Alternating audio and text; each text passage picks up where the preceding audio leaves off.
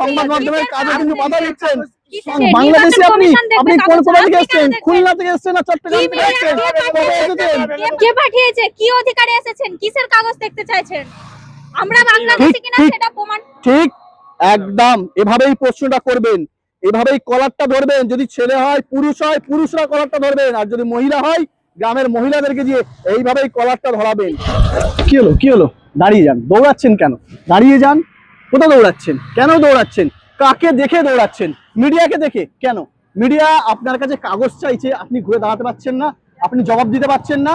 মিডিয়াকে কে এখতিয়ার দিয়েছে আপনার কাগজ দেখার? হ্যাঁ, আমি এখন যে চ্যানেলে এই যে ভিডিওটা পাবলিশ হয়েছে, যে চ্যানেলে ভিডিওটা দেখছেন, এটা একটা ডিজিটাল সংবাদ মাধ্যম চ্যানেল। আমরাও সাংবাদিকতা করি।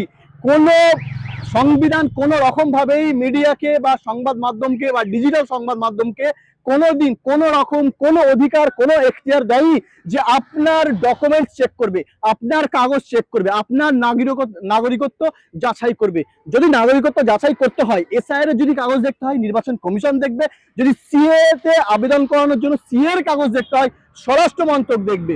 আর যদি এনআরসির কাগজ দেখাতে হয়, আপনি দেখাবেন ট্রাইব্যুনালকে, বা আমাদের পশ্চিমবাংলার ক্ষেত্রে আপনি দেখাবেন পশ্চিমবাংলার সরকারকে, আপনি দেখাবেন। মিডিয়াকে কেন দেখাবেন? ভয় খাচ্ছেন কেন? পালিয়ে যাচ্ছেন কেন? কাকে দেখে পালাচ্ছেন? কি করবে? আপনার পাড়ায় যখন আসবে, আপনাকে শিখিয়ে রাখছি, আমরা শিখিয়ে রাখছি, পাড়ায় যখন আসবে বাঁধবেন, বেঁধে রাখবেন।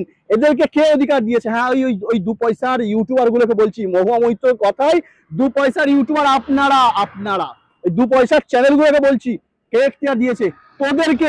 তোরা সভ্য ভাষার মানুষ নয়, তোরা অভদ্র। তোদের সঙ্গে অভদ্রভাবেই কথা বলতে হবে। তোরা ভদ্রতা জানিস না। সাধারণ মানুষের, গরিব খেটে খাওয়া মানুষ, তাদের সামনে জিজ্ঞাসা করছিস কে বাংলাদেশি? তোদেরকে কে এখতিয়ারটা দিয়েছে? কে এই অধিকার দিয়েছে? কোন সংবিধান তোদেরকে এই অধিকার দিয়েছে? কে পাঠিয়েছে তোদেরকে? গরিব মানুষের বস্তিতে, কলোনিতে কে কোথায় থাকে, আপনি যে তার কাগজ চেক করছেন? আপনার ক্ষমতা আছে?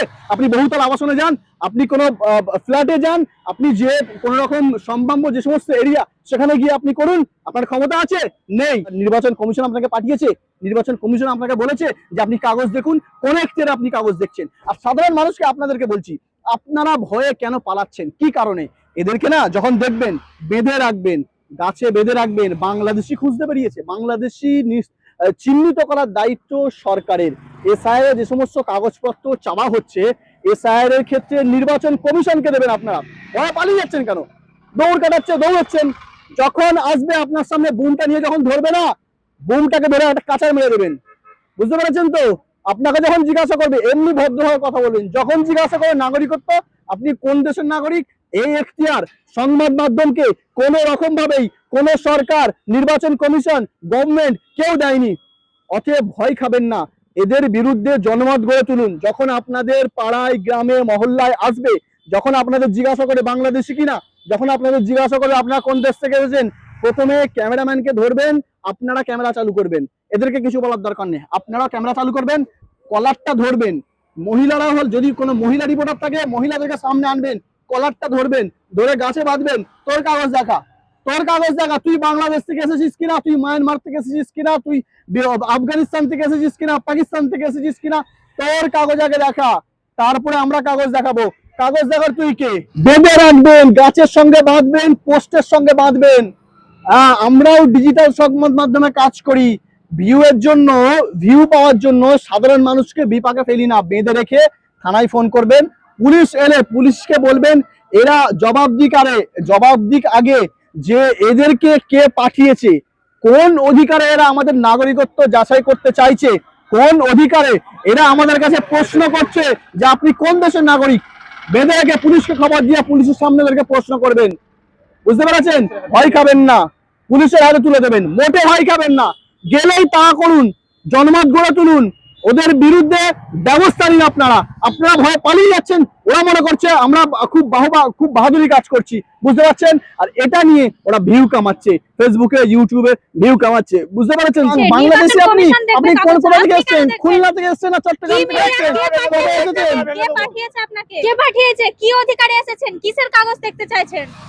আমরা বাংলাদেশি ঠিক, কিনা ঠিক। সেটা প্রমাণ। ঠিক একদম এভাবেই প্রশ্নটা করবেন, এভাবেই কলারটা ধরবেন। যদি ছেলে হয় পুরুষ হয় পুরুষরা কলারটা ধরবেন, আর যদি মহিলা হয় গ্রামের মহিলাদেরকে দিয়ে এইভাবেই কলারটা ধরাবেন। কিন্তু কলারটা এটাই ধরিয়ে ভুল আছে, এটাই তো তাকে প্রশ্ন করবেন, এইভাবে কলারটা ধরে তাকে প্রশ্ন করবেন কে পাঠিয়েছে, কোন অধিকারে আপনি আমার কাগজ দেখতে চাইছেন, কে এখতিয়ার দিয়েছে, আপনাকে নির্বাচন কমিশন পাঠিয়েছে। গাছে বেঁধে রাখবেন, পোস্টে বেঁধে রাখবেন, একদম পোস্টে বেঁধে পুলিশকে খবর দেবেন।